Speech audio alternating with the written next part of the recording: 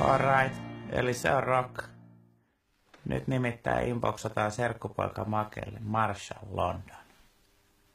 Tää on maailman ensimmäinen ja ainoa ihan oikea musaluuri. Tästä löytyy tällainen pyörivä volyymisäätörulla. Tää on paljon tarkempi kuin nappulat. Sitten täällä on 2 reikää, niin sisään kuin ulostuloa. Ja takapuoli on vähän kuin sikaa sivelissä. Luurin seuraavaksi tuonne boksiin pannaan Marsun kuulokkeet, mustat totta kai, ja 2 isolla kupilla varustetut.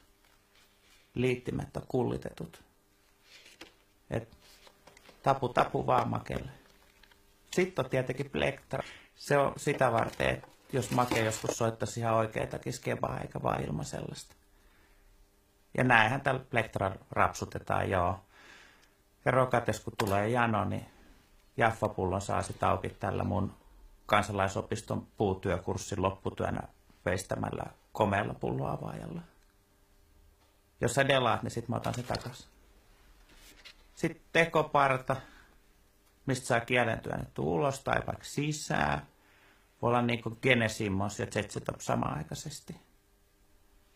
Tähän kutiaa just hyvin ja levittäytyy tälleen nätisti. Ja sitten on vielä nämä Irman mummon juhlasukkahousut.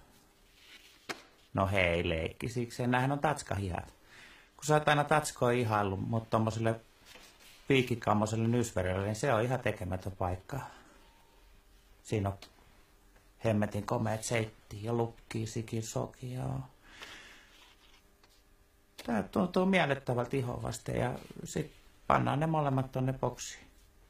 Ei muut kuin kansi kiinni, ruusuke päälle ja joulu kohta.